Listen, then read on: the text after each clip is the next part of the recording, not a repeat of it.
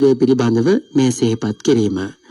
චක්කුම් උදපාදී අද දේශනාව බෞද්ධ ගුවන්විදුලියෙන් ප්‍රචාරය කිරීම සඳහා දායකත්වය දරනු ලබන්නේ බොරලස්ගමුව එගොඩවත්ත පාර දෙවැනි පටුමගෙහි පදිංචි සුනිත්‍රා පැල්පොළ මහත්මිය ඇතුළු පවුලේ දූ පුතුන් විසින්.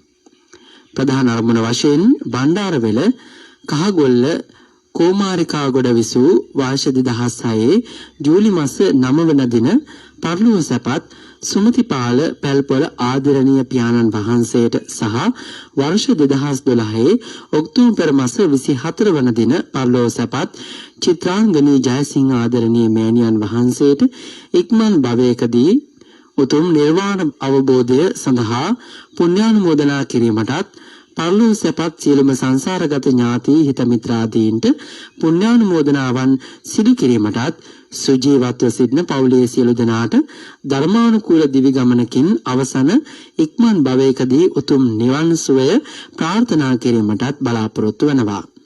දේශනාව පවත්වන පූජනීය කෝරළයාගම සරණතිස්ස ස්වාමින් වහන්සේට නිදුක් නිරෝගී චිරජීවනයේ ප්‍රාර්ථනා කරන අතර ප්‍රාර්ථනීය බෝධියකින් උතුම් ධර්මාවබෝධය පිණිසම මෙම කුසල් හේතු වාසනා වේවායි ප්‍රාර්ථනා කරනවා. අප ගෞතම සම්මා සම්බුදුරජාණන් වහන්සේගේ උතුම් බුද්ධ ශාසනය ස්ථාපිත වූ උතුම් ශ්‍රී ලංකා ද්වීපය මුහුණ පා තිබෙන මෙම අර්බුදකාරී තත්වයන් දුරු වී උතුම් බුද්ධ ශාසනයත් ශ්‍රී ලංකා ද්වීපයත් ආරක්ෂා වේවා යන ප්‍රාර්ථනාව සිදු කර තිබෙනවා. මෙම උතුම් ධර්ම දානමය පින්කම් සිදු කර ගැනීමට මඟ පාදා දුන් පින්වත් හේමක ඩයස් මහත්මයාටත් බෞද්ධ ආමාත්‍යාලයේ පින්වත් නායක ස්වාමින් වහන්සේ ප්‍රධාන කොට සියලුම සේවක මණ්ඩලයටත් මෙම ධර්ම දේශනාව ශ්‍රවණය කරන්නා වූ සැමටත් නිදුක් නිරෝගී සුවය සහ ඉක්මන් භවයකදී උතුම් නිවන් සුවයම ප්‍රාර්ථනා කර තිබෙනවා. මෙම ධර්ම දේශනා මාලාව ඉදිරිපත් කිරීමේ සංකල්පය සහ සංදායකත්වය දරන්නේ හේමක ඩයස් මහතා සහ රාජී ඩයස් මැතිණිය බව අදත් අපි සිහිපත් කරනවා. එසේනම් දේශකයන්න් වහන්සේට සාදුනාද පවත්වමින් ආරාධනා කරමු දේශනා පවත්වන්න අවසරයි අපේ හාමුදුරුවනේ. සාදු සාදු සාදු. සමන්තා චක්කවාලේසු අත්‍රා ගච්ඡන්තු දේවතා සද්ධම්මං මුනි රාජස්ස සුනන්තු සග්ග මොක්ඛදං ධම්මස්සවන කාලෝ අයං බදන්තා ධම්මස්සවන කාලෝ අයං බදන්තා ධම්මස්සවන කාලෝ අයං බදන්තා නමෝ තස්ස භගවතු අරහතු සබ්බ ධම්මේසු අප්පටිහත ඥානචාරස්ස දස බලධරස්ස චතු වේසාරජ්‍ය විසරදස්ස සබ්බ සත්තුත්තමස්ස ධම්මිස්සරස්ස ධම්ම රාජස්ස ධම්මස්සාමිස්ස තථාගතස්ස සබ්බඤුනු සම්මා සම්බුද්දස්ස නමෝ තස්ස භගවතු අරහතු සබ්බ ධම්මේසු අප්පටිහත ඥානචාරස්ස දස බලධරස්ස චතු වේසාරජ්‍ය විසරදස්ස සබ්බ සත්තුත්තමස්ස ධම්මිස්සරස්ස ධම්ම රාජස්ස ධම්මස්සාමිස්ස තථාගතස්ස සබ්බඤුනු සම්මා සම්බුද්දස්ස නමෝ තස්ස භගවතු අරහතු සබ්බ ධම්මේසු අප්පටිහත ඥානචාරස්ස දස බලධරස්ස චතුවේ සාරජ්‍ය විසරදස්ස සබ්බ සත්තුත්තමස්ස ධම්මිස්සරස්ස ධම්මරාජස්ස ධම්මස්සාමිස්ස තථාගතස්ස සබ්බඤුනෝ සම්මා සම්බුද්දස්ස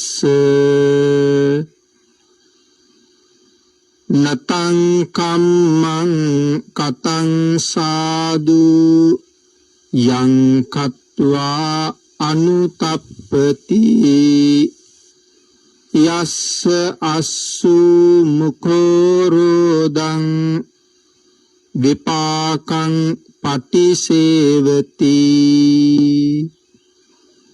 සද්ධර්ම ශ්‍රාවක කාරුණික ගුණගරුක බෞද්ධ පින්නතුනි, බොහොම ශ්‍රද්ධාවෙන් යුක්තව සියලු දෙනාම සූදානම් වෙන්නේ චක්කුම් උදපාදී උතුම් ධර්මදේශනා මාලාව යටතේ තවත් එක ධර්මදේශනාවක් ශ්‍රවණය කිරීම සඳහා.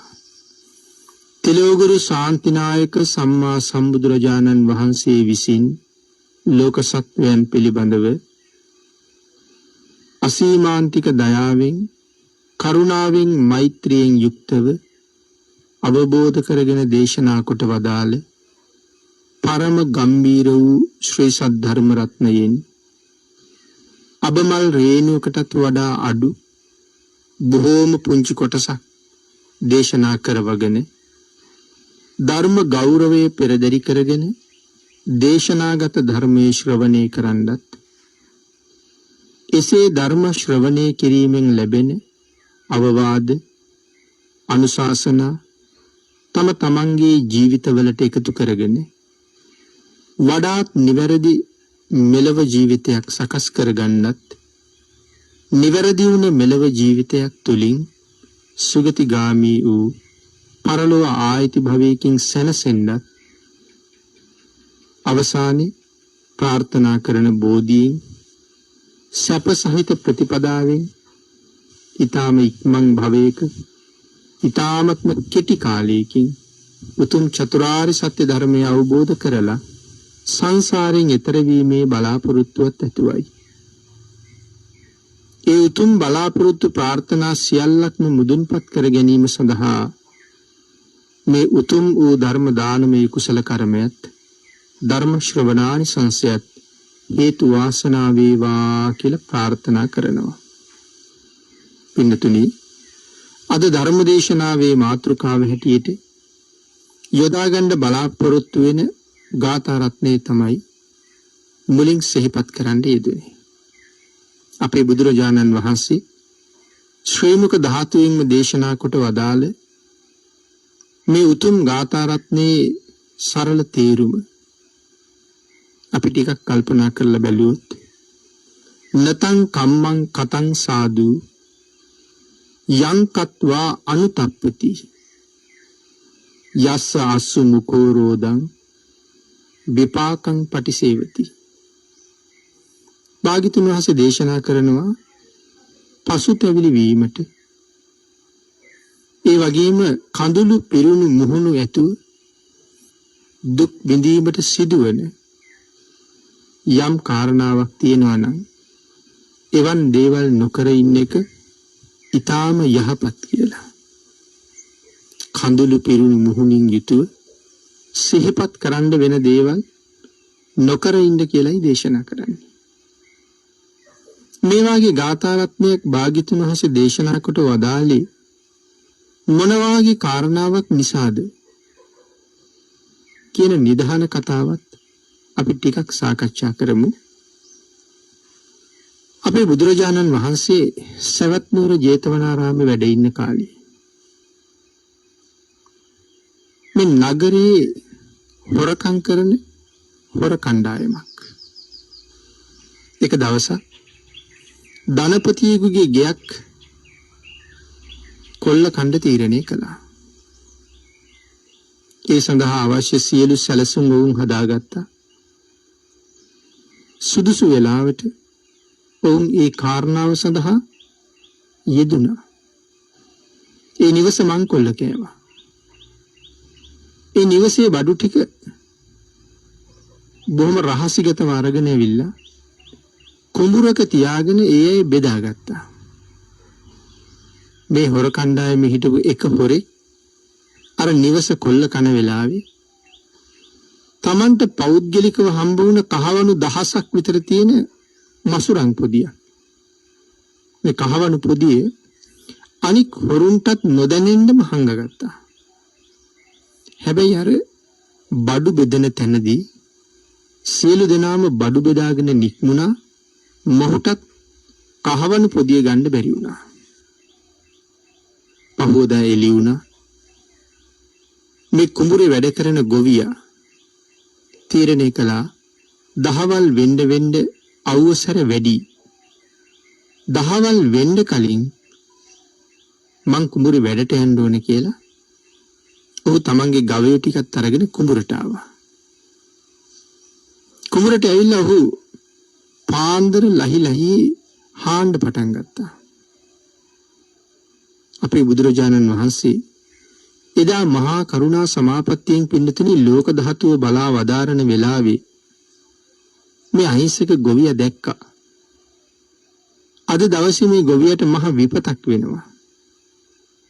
නමුත් භාග්‍යතුන් වහන්සේ මුණ ගැහෙන නිසා ඒ විපතෙන් ඔහුට නිදහස් වෙන්නත් ලොකු අවස්ථාවක් එනවා. ඒ විතරක් නෙමෙයි සදාටම සතර පායෙන් මිදෙන්නත් භාග්‍යතුන් වහන්සේගේ මුණ ගැහිම ඔහුට හේතුවක් වෙනවා. ආන් ඒ කාරණා සලකලා ඒ අසරණ ගොවියට පිහිට වෙන්න භාග්‍යතුන් වහන්සේ ආනන්දයන් වහන්සේ සමග ඒ කුඹුර හරහා එදා උදේ වැඩම කරනවා. ගොවියා හාන කිට්ටුවෙන් වඩිනකොට මේ ගොවියා බුදුරජාණන් වහන්සේ ළඟට ඇවිල්ලා භාග්‍යතුන් වහන්සේටත් ආනන්දයන් වහන්සේටත් වන්දනා කළා. වන්දනා කරලා ඔහු නැවත තමන්ගේ කාර්යය නියැලුණා. බුදුරජාණන් වහන්සේ දැන් වඩින්නේ අර කුඹුරේ බැරි වෙලා ගියපු මසුරන් පොදිය ළඟින්. ඒක තියෙන්නේ මේ ගොවියගේ කුඹුර ළඟ. මසුරන් පොදිය දැකලා අපේ බුදුරජාණන් වහන්සේ ආනන්දයන් වහන්සේගෙන් අහනවා ආනන්ද සර්පයා දැක්කද? ආනන්ද සර්පයා දැක්කද කියලා අහනවා.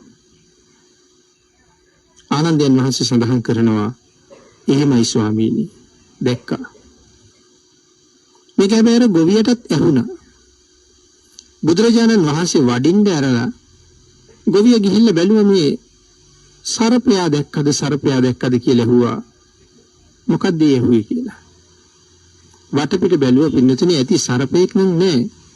හැබැයි ඔහු දැක්කා අර කහවණු පොදිය තියෙනවා. ඔහු ඉක්මනට ඒක ගත්තා. ඔහු ඒ වෙලාවේ හිතුවේ නෑ භාග්‍යතුන් වහන්සේ මොකක් ගැනද මේ කියන්නේ නැත්තේ කියලා. කුඹුරෙම වලක් කපලා වැළලුවා. වලල හානවා. ඒක වලල්ලා ඔහු හානවා. හැබැයි දැන් අර ගෙදර අයිතිකාරයෝ රාජපුරුෂයොත් එකතු වෙලා මේ හොරු ආව ගියපු මාර්ගය පරීක්ෂා කර අඩිපාරවල් දිගේ එනවා. කුඹුරට එනකොට බඩු බෙදලා තියෙන තැන හම්බ වුණා. ඒ අඩි සලකුණු ඔස්සේ කොහාට යන්න ඇද්ද මේ අය? තව ටිකක් තොරතුරු හොයනකොට අර කහවණු පුදියත් අරගෙන වල කපලා වලන තැනට මේ ගොවිය ගියපු අඩිපාර දිගෙත් මේ අය ගියා. ඊට අනුව මේ අය කහවණු පුදිය හොයාගත්තා.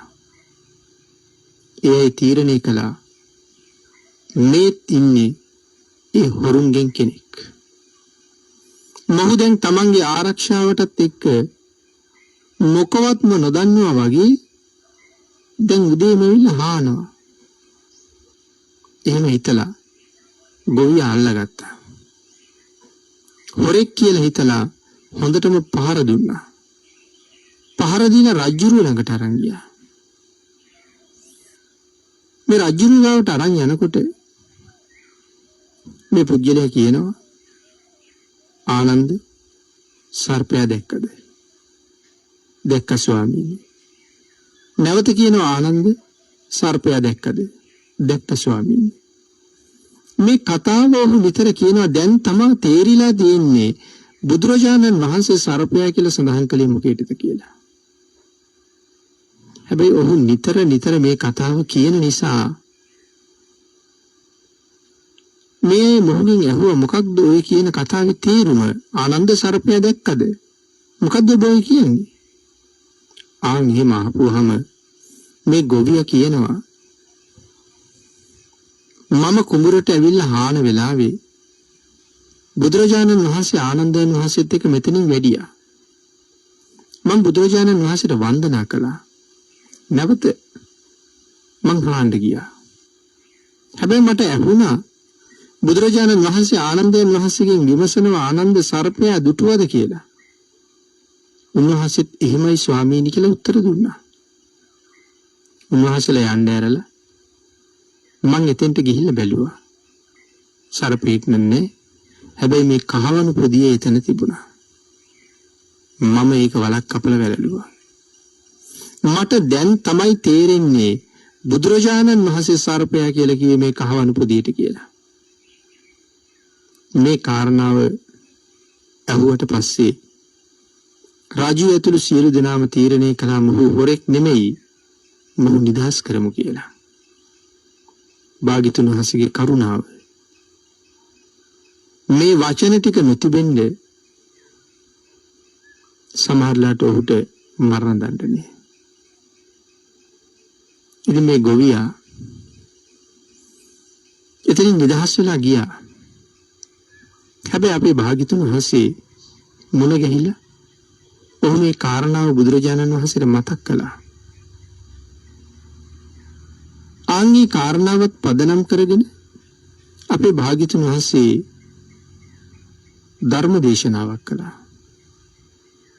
ඒ ධර්ම දේශනාව අවසානයේ මේ ගොවියා සෝවාන් වුණා. සෝවාන් වුණා කියලා කියන්නේ මේ සංසාරේ කොයිතරම් උසස් තැනකට ආවා කියන එකද පින්නතුනි. යම් කෙනෙක් ඒ අති උතුම් සෝවාන් ආර්ය මාර්ගඵලයේ සාක්ෂාත් කරගන්නවා කියලා කියන්නේ සංසාරේ තමන් විසින් කරගත්ත නිමක් නැති අකුසල කර්ම නිසා අනාගතයේ ආත්ම කෝටි ප්‍රකෝටි ගණන් වල සතර අපායේ දුක් විඳින්න තියෙන හැම කර්මයක්ම අහෝසි කළා කියන එකයි. මොකද සෝවාන් වහන්සේ කවදාවත් සතර අපාය කියන්නේ ඒ විතරක් නෙමෙයි. තමන් ඉදිරියට තව කොච්චර කාලයක් ජීවත් වෙනවද? ඒ කියන්නේ මේ ජීවිතේ විතරක් නෙමෙයි. මේ භවගාමී ජීවිතය තුළ තව කී කාලයක් ඔහු උපදින්න සිද්ධ වෙනවද?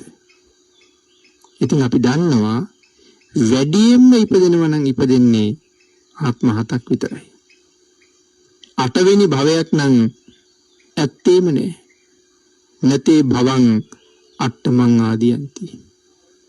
8 වෙනි භවයක් නෑ. එහෙනම් තවත් ඉදිරියට ආත්ම 7ක්ම උපදිනවා කියලා කියමු. මේ උපදින ආත්ම 7 තුල කවර කවමදාකවත් සතර අපායට හේතු වෙන අකුසල කර්මයක් මොනම හේතුවකින්වත් කෙරෙන්නේ නැහැ. දෙවියෙක් වෙලා ඉපදුනොත් හෝ වේවා, මිනිසෙක් වෙලා ඉපදුනොත් හෝ වේවා, සතර අපායට හේතු වෙන අකුසල කර්ම කෙරෙන්නෙම නැහැ. ඒ කියන්නේ සෝවාන් වහන්සේ අතින් පන්සිල් කැඩෙන්නෙම නැහැ පිළිතුරු.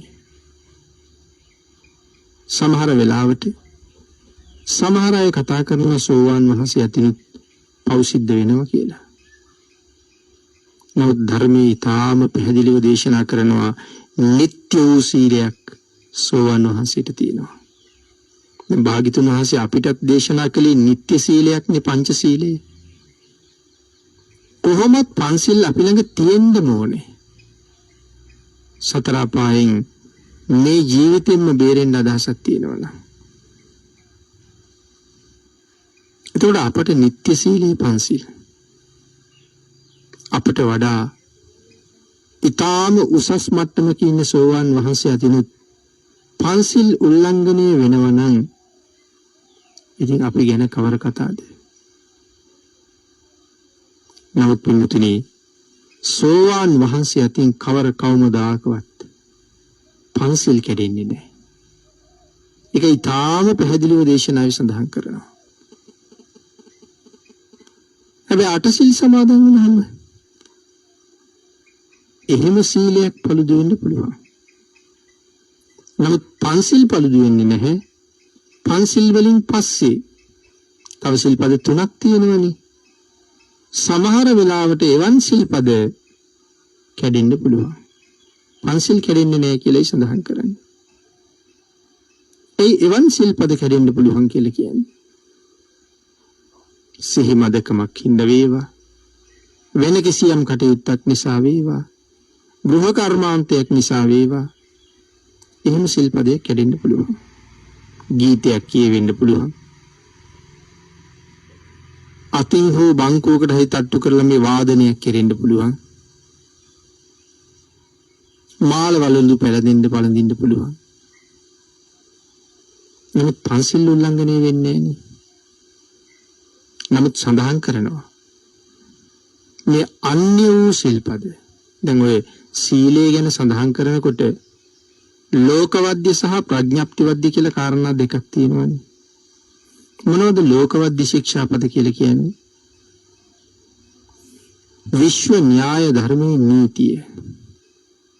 ඒක බුද්ධාන්තරයේත් අබුද්ධෝත්පාද කාලයේත් එසේමයි. ලොව පවතින තුරු එහෙමමයි. වෙනස් වෙන්නේ නැහැ. ප්‍රාණඝාත කළොත් නිරේගාමී අකුසලයක්.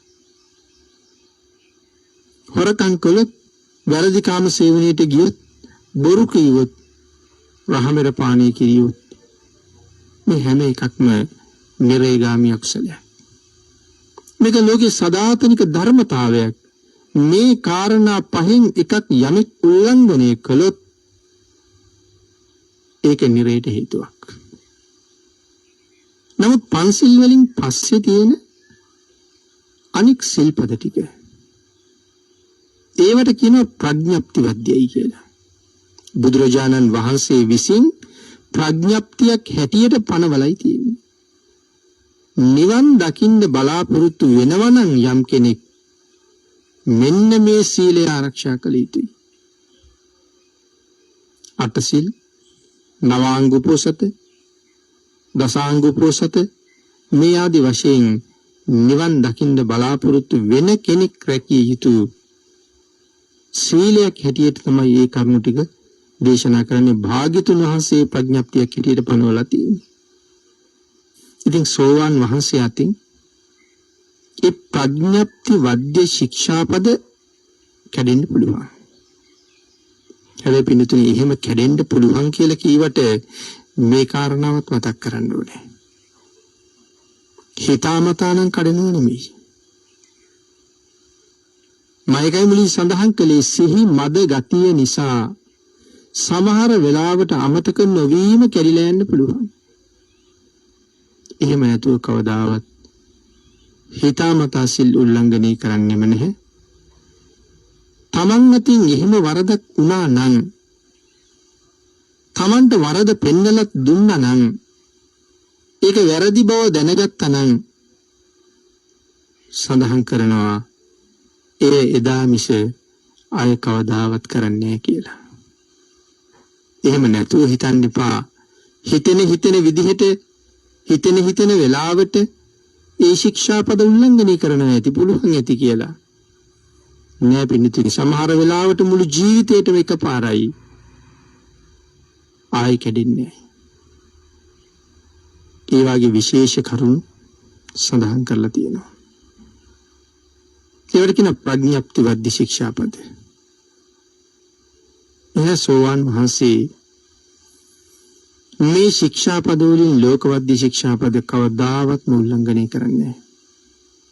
ප්‍රඥප්ති වද්‍ය ශික්ෂාපදයක් නමුත් උල්ලංඝනය වුණොත් නොදැන හෝ නැවත ඒකට වරදට දඬුවම් විදලා හරි නැවත සිල් සමාදන් වෙලා හරි කෙසේ හෝ පිරිසිදු වෙනවා. හැබැයි ආයේ කවදාවත් නෑ. කවදාවත් කැඩෙන්නේ නෑ. උදාහරණයක් ඇටියට දේශනා කරනවා පොඩි ළමෙක් නොදන්නකම නිසා ගිහිල්ලා ගින්දරට අත දානවා. හැබැයි ඒ දරුවා අමතක වීම නිසාවත් ආයේ කවදාවත් නොගින්දරට අත දාන්නේ නෑ. ළඟට අරන් ගියත් බයයි. ආන් ඒ වගේ තමයි සෝවාන් වහන්සේ මොන යම් හේතුවක් නිසා හරි ඒ ප්‍රඥප්ති වද්‍ය ශික්ෂාපදයක් බිඳුනොත් බිඳුන බව දැනගත්තොත් ඒක නිවැරදි කරගන්නවා. එතනින් එහාට අයනම් උල්ලංඝනය කරගන්නේ කියලා. ගිනි අඟුරු මත නිතර නිතර පය නොතබන්නාසේ මේවත් අය උල්ලංඝනය කරන්නේ. ඉතින් එවන් උතුම් ආර්ය තත්වයකට භාග්‍යතුන් වහන්සේ එදා ධර්ම දේශනා කළාට පස්සේ අර ගොවියට එන්න පුළුවන් වුණා. ඒක මොන තරම් වටින අවස්ථාවක්ද කියන එකයි මේ සාකච්ඡා කළේ. භාග්‍යතුන් වහන්සේගේ කරුණාව කොච්චරද?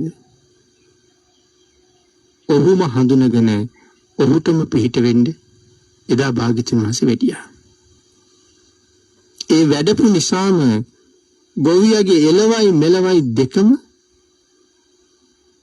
ආරක්ෂා වුණා. එන පින්තුනි මේ ගාථා රත්නයේ නිදාන කතාව තමයි අපි මේ සාකච්ඡා කළේ. මොනවද මේ ගාථා රත්නයේ අපිට කියලා තියෙන තොරතුරු?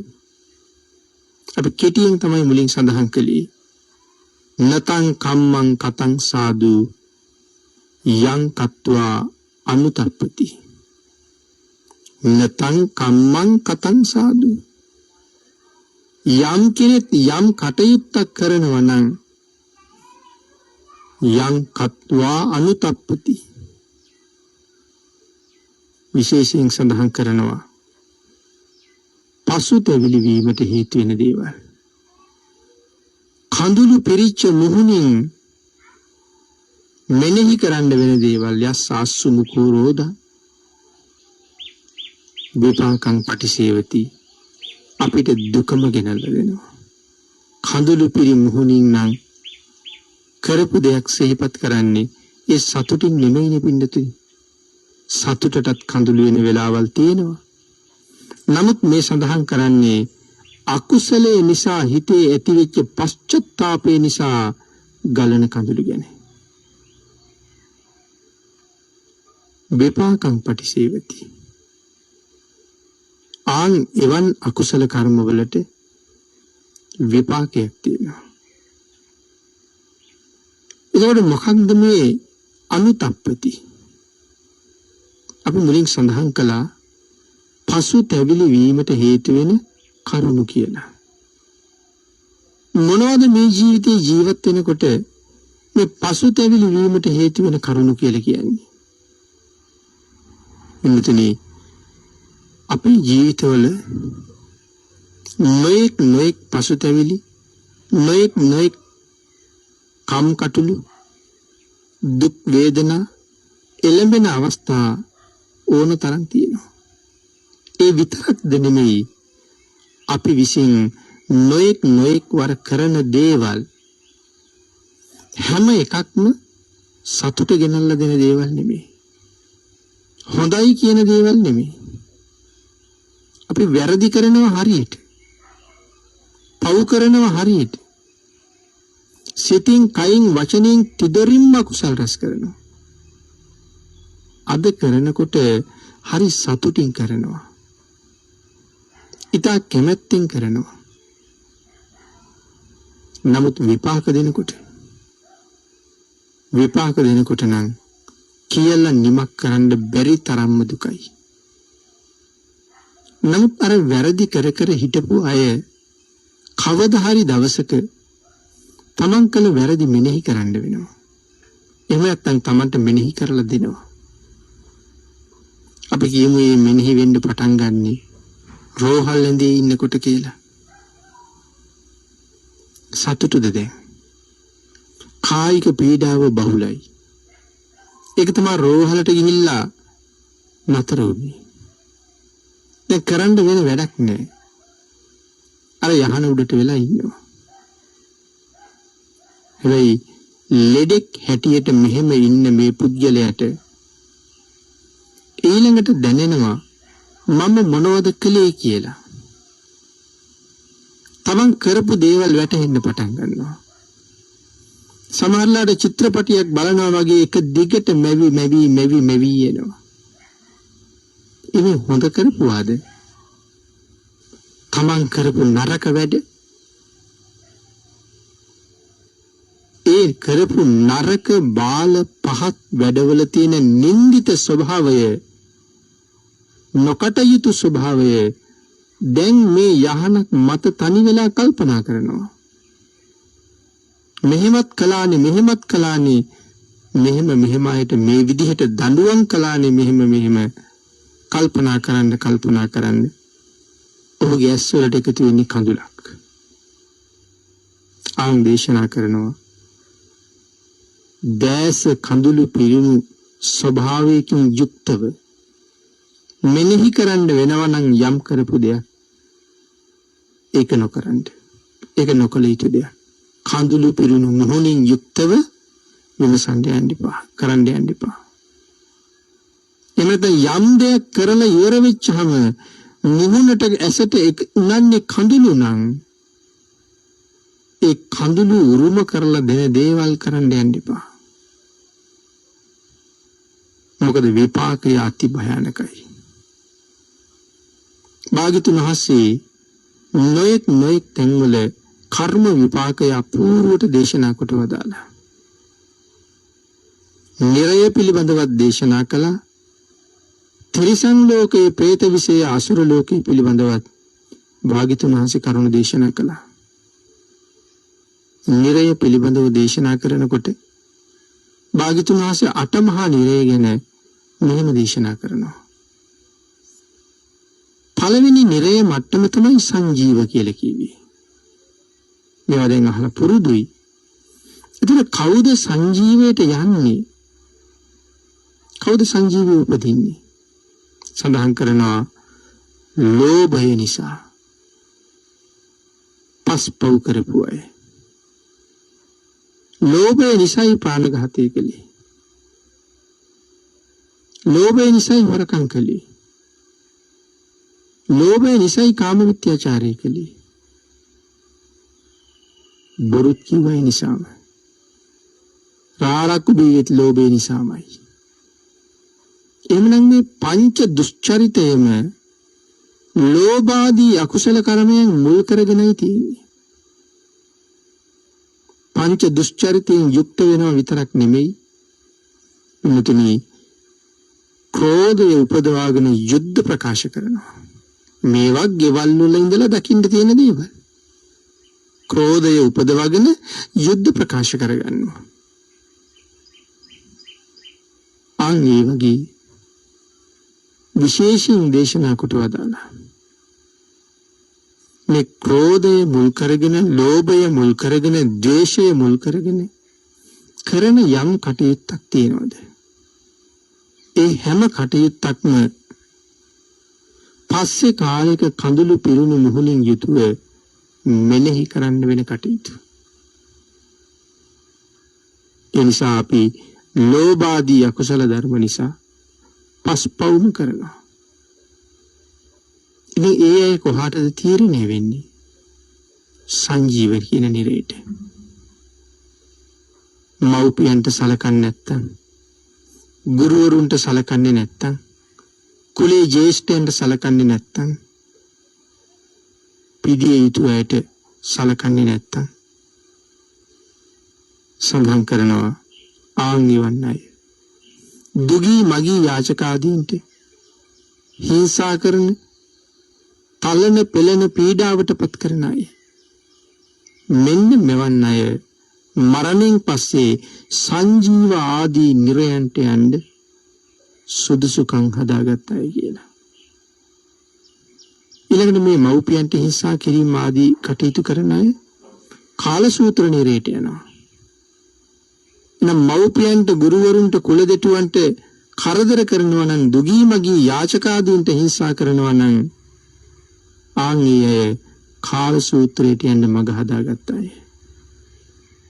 අතින් පයින් යම් කෙනෙක් අනුන්ට හිංසා පීඩා කරනවා නම් ඇත්තුන්ට අශ්වයන්ට ගොනුන්ට මීගොනුන්ට මේ ආදී වශයෙන් සත්වයන්ට කරදර හිංසා ඇති කරනවා නම් තමන් ඇති කරනවා නම් අන්න එවන් අයත් පින්නතුනි සඳහන් කරනවා ඊටාම දුක් සහිත ඊටාම කරදර සහිත සංඝාත නිරේ උපදිනවා කියලා. අති භයානක නිරේ භූමියක් සංඝාතේ. ඒතකොට මේ අතින් පයින් පහර දෙනවා. අපි ඔය තරම් සලකන්නේ නැති දේවල්.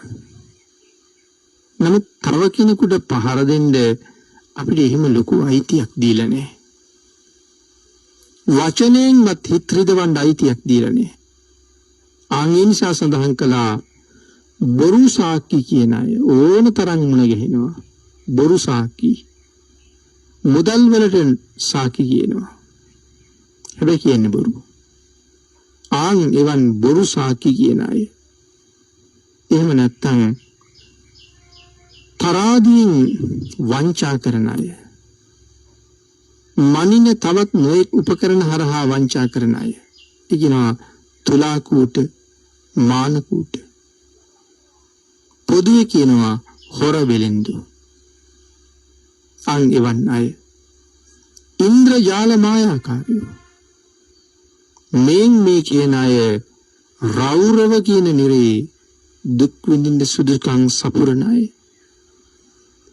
ඊට අමතරව සඳහන් කරන මේ සංඝ සතු දේ හොරා ගැනීම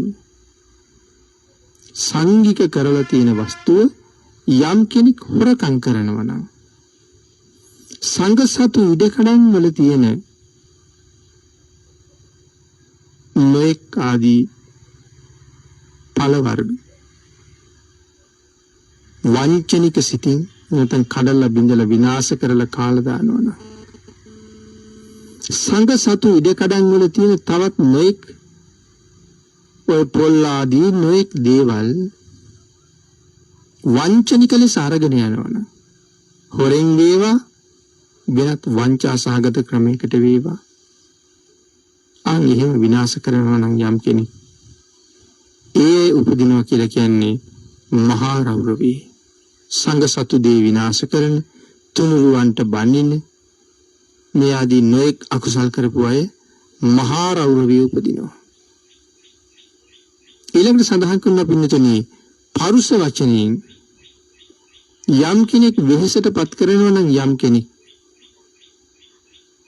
ඒකත් මහා දැවැන්ත අකුසල කර්මයක්. පරුෂ වචනයෙන් වෙහෙසනවා නම් එතකොට අපි කතා කරලා තියෙනවා මොනවද පරුෂ වචන කියලා කියන්නේ? අපි කතා කරන වචනම තමයි හිතේ ස්වභාවයට අනුව පරුෂද නැද්ද කියන එක තීරණය කරනවා. නමුත් මෙතන සඳහන් කරන්නේ පරුෂ වචනයෙන් අනුන්ගේ හිත රිදවනවා. අපිට කේන්ති ගියහම බනින ක්‍රම ගොඩක් තියෙනවනේ. සත්තුන්ගේ නම් කියලාත් බයිනවා. තවත් ඊටාම පහත් විදිහට කතා කරලා බයින වෙලාවලුත් තියෙනවා. මේ ආකාරයෙන් බොහොම සැර පරුෂ විදිහට කතා කරනවා නම් යමෙකුට අහන පුද්ගලයා වෙහෙසටපත් කරනවා නම් මේ කතාව නිසා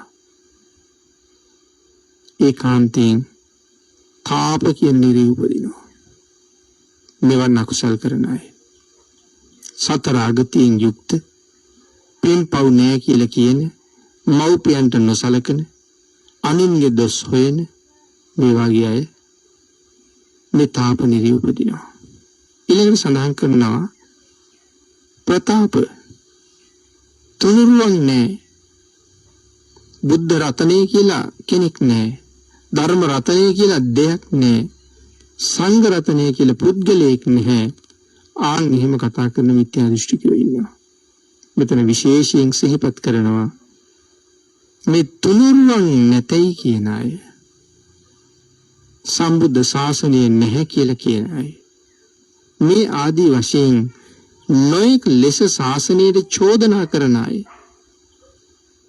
සඳහන් කරනවා ප්‍රතාප කියන නිරේ ඉපදිනවා. අන්තිමට සඳහන් කරනවා අවීචිය, මව මරණයි, පියා මරණයි, අවීචියට ඒකාන්තයෙන් සුදුසුකම් ලබන අය. මහරහතන් වහන්සේලා ඝාතනය කරන එක, භාග්‍යතුන් වහන්සේගේ ශරීර ධාතුවේ ලේසලවීම, එහෙම නැත්නම් සංඝයා ભેද කරවීම, මේ ආදී අකුසල කර්මයන් කරන්න පුළුවන් පැවිද්දෙකුටම තමයි පින්නතුනි. ඒ නිසා මේ නොඑක් ආකාරයේ අකුසල කර්ම කර නොඑක් ආකාරයේ කම්කටොළු විඳ යම්සේ චෝදනා කර අකුසල් වලින් ජීවිතය පුරව ගන්නවා නම් ඒක ඉතා දුක්ඛදායක ස්වභාවයක්. පැවිද්දෙකුට පමණක් කරගත හැකි අකුසල් කර්ම කියලා සඳහන් කළේ සංඝ වේද ආදී අකුසල කර්ම. ගිහියයට කරන්න බැහැ පින්නතුනි. සංඝ වේද කරන්න පුළුවන් පැවිද්දන්ට විතරයි. එනිසා යම් කෙනෙක් සංඝ වේද කරනවාද එවන් අයත් අවීචී උපදින අය. භාග්‍යතුන් වහන්සේගේ ශරීර ධාතුවේ ලේසලෙව්වත් අවීචීට නියම වෙන අය. එතකොට එවන් කාරණා කීයක් තියෙනවද? මව මැරීම, පියා මැරීම, රහතන් වහන්සේලා නැසීම, සංඝ ભેද කිරීම, භාග්‍යතුන් වහන්සේගේ ශරීර ධාතුවේ ලේසලවීම. මේ කාරණා පහෙන් එකක් යම් කෙනෙක් සම්පූර්ණ කරලා නම් ඔහු අවීචිත යන්නේකින් බේරගන්න සමතෙක් නෑ පින්නතුනි. ඊට පස්සේ මේ අවීචියට යන්න හේතු වෙන තවත් අකුසල කර්ම තියෙනවා. ඊට අමතරව මේ මිත්‍යා දෘෂ්ටික කර්මයක් තියෙනවා. මහා බරපතල අකුසල කර්මයක් මිත්‍යා දෘෂ්ටිය. නිවන් අය අවීචියම උපදිනවා අති දීර්ඝ කාලයක් අවශ්‍යයි. ඒ වගේම තමයි දුකත් අනික් හැම නිරේකටම වඩා බහුලයි. එහෙමනම් මේ යම් කෙනෙක් මේ විදිහේ අකුසල කර්ම තම තමන්ගේ ජීවිතවල කරගත්තා නම් ගතේ හිතේ හයිය තියෙන කාලේ ලෙඩ වෙච්ච වෙලාවට ගතේ හයිය නැති වෙච්ච වෙලාවට මානසික ශක්තිය හීන වෙවි යන වෙලාවට මේ කරුණු ඒ අයට මතක් වුණොත් මේ අකුසල කර්ම මම කරලා තියෙනවා. එහෙම නැත්නම් එක්තෙන් වෙලා ඉඳගෙන බණ අහනවා. ඒ බණ අහන වෙලාවට මේ කරුණු ඉස්මතු කරනවා, මතක් කරනවා. අහගෙන ඉන්නවා මමත් කරලා තියෙනවා හැම එකක්ම. නිරායාසයෙන් නොදැනීම හැට නැගෙන්නේ කඳුලක්මයි. භාග්‍යතුන් වහන්සේ මෙතන දේශනා කරනවා යස්ස අසුලුකෝ රෝදං, යම් ක්‍රියාවක් සිදු කිරීම නිසා යම් දවසට ඇස්වලට කඳුළු එකතු වෙනවද? එවන් ක්‍රියාවන් වල කවදාවත්ම යෙදෙන්න එපා කියලා. යම් කටයුත්තක් කරන්න සූදානම් වෙනකොට වරක් දෙවරක් නෙවෙයි 3 4 5 වතාවක්ම ඒ කාරණාව ගැන හොඳට මෙනෙහි කරන්න, අධ්‍යයනය කරන්න. අකුසල් සිද්ධ වෙන පැත්තක් කොහෙන්වත් තියනවද කියලා බලන්න. අකුසලයෙන් මගහැරලා කුසලයේ මත පිහිටලා කටයුතු කරන්න උත්සාහ කරන එක ඊටාම වටිනවා කියන කාරණාව විශේෂයෙන් පැහැදිලි කරනවා. ඊළඟට දේශනා කළා පින්නතුනි මේ පව්කම් වල විපාක කොයි වෙලාවෙ ලැබෙනවද කියන එකේ තීරණයක් නෑ. මරණින් පස්සේ නම් කොහොමත් ලැබෙනවා. හැබැයි ජීවත් වෙලා ඉන්න කාලෙත් මේ අකුසල කර්මයන් අපට යම් වෙලාවල් වල විපාක දෙනවා. ඒ වුණාට අපි දන්නේ නැහැ මේ විපාක දෙන්නේ මේ අකුසලයෙන් කොටසක් කියලා. ඒ මෙලොව විපාක දෙන්නේ ඊටාම සුළු ප්‍රමාණයක්. ඒ නිසායි දේශනා කළේ අකුසල් කරපු කෙනෙකුට ඒ අකුසලෙන් ගැලවෙන්න බේරෙන්න ඉඩක් නැහැ. මේ ජීවිතෙත් අකුසල් කරනවා පෙර ජීවිතවලත් කරපු අකුසල් ඕන තරම් තියෙනවා. එහෙමනේ වෙන්නතුනි. අපි අද මනුස්ස ජීවිතයක් ලබලා මේ විදියට හොඳට ඇඳලා පැළඳලා කාලා බීලා ජීවත් වුණාට මොකවත්ම පව් කරගත්තේ නැති අයද අපි. පෙර ජීවිතවල කරපු පව් කඳු ගණන් ගොඩ ගිහිලා තියෙන්නේ තවම විපාක දීලා නැහැ. මේ ජීවිතේ ඒක විපාක දෙන්න අවස්ථාවක් ආවේ නැහැ මනුස්ස ජීවිතයකට ආපු නිසා. ඒ අකුසල් වලට විපාක දෙන්න සුදුසු තැනක් තියෙන්න එපේ. මේ ජීවිතේ කිසිම පවක් නොකර ජීවත් වුණා ඊළඟ ජීවිතයක නිරයට යන්න පෙර කරපු පව් තියෙනවා. ඒන ලේසියෙන් ගැලවෙන්න පුළුවන් කමක් නැහැ. ආන් ඒකයි දේශනා කරන්නේ නැවත අලුතෙන් ඒකට අකුසල් එකතු කරන්න එපා. භාග්‍යතුන් වහන්සේ නිසයි දේශනා කළේ උපන් අකුසල් නැති කරන්න. නූපන් කුසල් උපදවන්න. ජීවිතේ කුසලයෙන් පෝෂණය කරන්න. උපන් අකුසල් ෂය කරන්නම කටයුතු කරන්න. ඒකෙන් දැන් කොහොමද උපන් අකුසල් ෂය කරන්නේ? රහතන් වහන්සේලාටත් තිලෝගුරු අමාමේනියන් වහන්සේටත් පෙර කර්ම යම් යම් අවස්ථාවන් වල බලපෑම් කළා නම් අපට පුළුවන්ද? මොනම කරන්නද පින්නතුනි අපි? ලෝක ස්වභාව ධර්මයේ ඊතරම් ඍජුයි නම් නමුත් අවශ්‍ය කරන්න පුළුවන් යම් ක්‍රමයක් තියෙනවා. සියල්ල නෙමෙයි යම් ප්‍රමාණයක්. ඒ තමයි කෙසේ හෝ සෝවාන් වෙනවා කියන එක. පෙර කරගත්ත පව් තියෙනවා සතර අපාය උපදින්න. නමුත් මේ සෝවාන් ආර්ය මාර්ගඵලය ලැබීමත් එක්කම ඒ අකුසල් ඉවර වෙනවා කියලා කියවනේ පින්නතුනි අපි. හැබැයි මේ ජීවිතයේ විපාක දෙන ප්‍රමාණය විපාක දෙනවා. එනම් මේ ගාථා රත්නයේ සඳහන් කළේ කඳුළු පිරුණු මුහුණින් යුක්තව මෙනෙහි කරන්න වෙනවා නම් යම් දෙයක් යම් දවසක එවන් දෙයක් කරන්න එපා කියලා. මොකද පින්නතුනි අපි සඳහන් කරන්නේ පෙර කරපු පව් ගොඩක් අපි ළඟ තියෙනවා කියලා. ඒ පෙර කරපු පව් කවදා හරි විඳලා ඉවර කරන්න ඕනෙම අපිම තමයි. ඒක විඳවන්න ගෙවන්න වෙන කෙනෙක් නෑ. තමන් කළා නම් තමන්ම ගෙවන්න ඕනේ. අපි කතා කරන වචන කෙනෙකුට හොඳටම දොස් කියලා පස්සේ තනියම ගිහිල්ලා අඬනවා. අනේ මං ඒ ටික නොකීවනම් කොච්චර හොඳද කියලා. දැන් කියලා ඉවරනේ.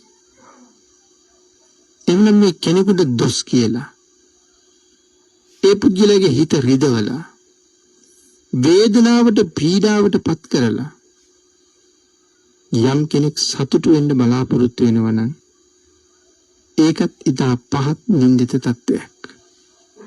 ආන් ඒක නිසා අපි උත්සාහ කළ යුත්තේම බුදුරජාණන් වහන්සේ දේශනා කරපු ධර්මයට අනුව අපේ ජීවිතයේ ධර්මානුකූලව පෝෂණය කරගෙන මරණය එළඹෙනවා නම් එළඹෙන හැම මොහොතකම හරි සතුටු සිතින් යුක්තවම ඒ මරණය පිළිගන්න පුළුවන් ජීවිතයක්. මේ ජීවිත කාලය තුල අපි විසින් සැකසිය යුතුමයි. එහෙම නැති වුණොත් වෙන කවුරුත් ඒක ශක්ති සම්පන්න විදිහට හදලා දෙන්න කෙනෙක් නැහැ පින්නතුනි. අපිට අපේ වගකීම එහෙන් පිටින්ම තියෙනවා. මගේ ජීවිතයට වග කියන්න වෙන කවුරුවත් ඉන්නේ මමම වග කියන්නේ. කිසිම දවසක ඇහෙන කිසිම කාරණාවක් නිසා මගේ හිතට කඳුලක් නැගින්නේ නැහැ කියලා හිතන්න පුළුවන් සාඩම්බර ජීවිතයක් මේ බුද්ධාන්තරේ ගත කරන්න පුළුවන් නම් යම් කෙනෙකුට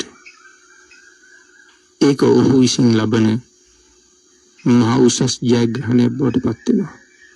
උසස් ලාභයක් බවට පත් වෙනවා. ආනික හින්දා නතං කම්මං කතං සාදු යං කତ୍වා අනුතප්පති යස්ස අස්සුනුකෝ රෝදං විපාකං පටිසේවති.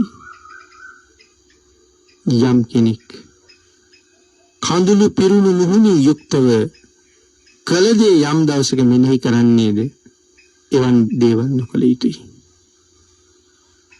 අන්හිම හිතලා බුදුරජාණන් වහන්සේ සතුටු වෙන විදිහට ආර්යයන් වහන්සේලා සතුටු වෙන විදිහට කටයුතු කරන්න උත්සාහ කරන්න මේ බුද්ධාන්තරයේ ඒක අපිට තියෙන හොඳ තෝතැන්නක්. බුද්ධාන්තරයේ සමහරලාට තව ඉදිරියට පවතිනවා. භාග්‍යතුන් වහන්සේගේ අදිෂ්ඨානීට අනුව කොහොමද බුද්ධ ශාසනය පවතිනවන්නේ? නමුත් පින්නතුනි අපේ එච්චර කල් පවතින්නේ නෑනේ. නමුත් බලාපොරොත්තුකුත් තියෙනවා නම් අපේ ජීවිතවල මේ ජීවිතයෙන්ම සැනසීම හොයන්න සතර අපායෙන් බේරෙන්න. එහෙම නැත්නම් මතුවට බුදු කෙනෙක් දැකලා වුණත් සසරින් එතර වෙන්න. සමහර අය ප්‍රාර්ථනා කරනවා මෛත්‍රී භාග්‍යතුන් වහන්සේ දැකලම සංසාරයෙන් එතර වෙන්න ඕනේ කියලා. මේ එහෙම ප්‍රාර්ථනාවක් කෙනෙක් ළඟ තිබුණත් ඒ ප්‍රාර්ථනාව මුදුන්පත් කරගන්නත් මේ උතුම් සීලය අපිට හරි අවශ්‍යයි. අත්‍යවශ්‍ය කාරණාවක්. මොකද මෛත්‍රී වර්ණනාව පැහැදිලි කරනකොට එතන දේශනා කරන පින්නතුනි මෛත්‍රී භාග්‍යතුන් වහන්සේ දකින්නෝ සහ නොදකින්නෝ කියලා. එතකොට මේ නොදකින්නෝ කියන කොටසත් කියලා බලන්නකෝ. ඇයි නොදකින්න හේතුව කියලා. මේ ලාමක අකුසල ධර්ම කරගෙන මෙලවදී පශ්චත්තාපයට පත්වෙමින් ඉඳලා මරණින් පස්සේ නිරේවල ගිහිල්ලා ඉපදිලා. ඉතින් බුද්ධාන්තරේ පහු වෙනවා. නිරේ අවශ්‍යතාවම තියෙනවා. අන්න ඒක නිසා මේ සංසාරයෙන් වහවහ ඈතට යන්න. දුක්ඛදායක ජීවිතයෙන් සමුගන්න. අපේ භාග්‍යතුන් වහන්සේ දේශනා කරපු මාර්ගයට අනුව ධර්මයට අනුව අපේ ජීවිත පෝෂණය කරගන්න. අපි හැම දිනාටම රත්නත්‍රි ආශිර්වාදයෙන් ශක්තිය ධෛර්ය භාග්‍ය වාසනාව උදා වේවා කියලා ප්‍රාර්ථනා කරනවා.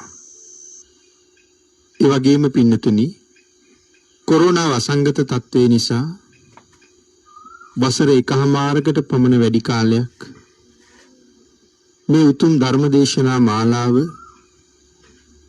දායක පින්වත් පිරිසත් සමග සිදු කරන්න අපට අපහසු වුණා. නමුත් මේ මාසයේ එම වසංගත තත්ත්වයන්ගෙන් පසුව නැවත මේ මාසේ 17 වෙනි ඉරිදා සවස නාවින්න රාජමහා විහාරස්ථාන භූමියේදී පෙර පරිදිම චක්කුම් උදපාදි ධර්මදේශනා මාලාව ආරම්භ කෙරෙන බව සියලු දෙනාටම සිහිපත් කර සිටිනවා. පින්නතුනි අද ධර්මදේශනාවේ දායකත්වයේ දරන සදහවත් පින්වත් පිරිස පුණ්‍යානුමෝදනා කරන්න බලාපොරොත්තු වෙන තමන්ගේ නමින් නිදන ප්‍රාප්තියටපත් වුණ සියලු දෙනාටම ඔබ රැස් කරගත්ත උතුම් ධර්ම දානමය කුසල කර්මයත් මම රැස් කරගත්ත උතුම් ධර්ම දානමය කුසල කර්මයත් අනුමෝදන් වේවා. ඊට අමතරව සුජීවත්ව සිටින පවුලේ අනිකුත් සියලුම දෙනාට මේ පුණ්‍ය ධර්මයන් අඩු නැතුව අනුමෝදන් වේවා තම තමන්ගේද එදිනෙදා ජීවිතය සර්ව ප්‍රකාරයෙන් සාර්ථක කර ගැනීම සඳහා සිදු කරනු ලබන මෙලොව යහපත් කටයුතු සියල්ල දියුණුවෙන් දියුණුවටපත් වේවා. පරලොව අභිවෘද්ධිය වෙනුවෙන් සිදු කරන සියලුම කුසල ධර්මයන් ඊතා නිවැරදිව ශ්‍රද්ධා සම්පන්නව සිදු කරගන්න උතුම් තුනුරුවන්ගේ ආශිර්වාදය ලැබේවා. සියලු දෙනාටම ප්‍රාර්ථනා කරන බෝධියෙන් සැප සහිත ප්‍රතිපදාවෙන් ඊ타ම ඉක්මන් භවයක උතුම් චතුරාර්ය සත්‍ය ධර්මය අවබෝධ කරගෙන මේ සංසාරයෙන් එතර වීම සඳහා මේ සියලුම කුසල ධර්මයන් හේතු වේවා කියලා ප්‍රාර්ථනා කරමු. චක්කුම් උදපාදී උතුම් ධර්මදේශනා මාලාව සංවිධානය කරන හේමක ඩයස් මහත්මයාටත් එතුමන්ගේ දයාබරණීය ස්වාමි දිනියටත් සුජීවත්ව ඉන්න මෑණියන්ටත් මේ පින්කම සංවිධානය කිරීම සඳහා එතුමානන්ට නොඑක් ආකාරයෙන් සහයෝගය ලබා දෙන ධර්මසිරි පෙරේරා පියාණන්ටත් ඒ මෑණියන්ටත් අනිකුත් කල්යාණ මිත්‍ර පිරිස සියලු දෙනාටමත් මේ උතුම් කුසල් අනුමෝදන් වේවා. රත්නත්‍රේ ආශිර්වාදය ලැබේවා. නිදුක් බව නිරෝගී බව චිර ජීවනයේ උදා වේවා. මෙලව ජීවිතයේ සුවපත් කරගෙන පරලොව ජීවිතයේ සුගතිගාමී කරගෙන ප්‍රාර්ථනා කරන බෝධීන් සැප සහිත ප්‍රතිපදාවෙන් ඊටම ඉක්මන් භවයක ඊටමත්ම කෙටි කාලයකින් උතුම් චතුරාර්ය සත්‍ය ධර්මය අවබෝධ කරගන්න මේ සියලු පුණ්‍ය ධර්මයන් හේතු වාසනා වේවා කියලා ප්‍රාර්ථනා කරමු. ආකාසට්ඨා ච බුම්මට්ඨා දේවා නාග මහිද්దికා පුඤ්ඤන්තං අනුමෝදිත්වා චිරං රක්ඛන්තු ලෝක සාසනං දේවෝ වස්සතු කාලේන සස්ය සම්පatti හේතුච පීතෝ භවතු ලෝකෝ ච රාජා භවතු ධම්ම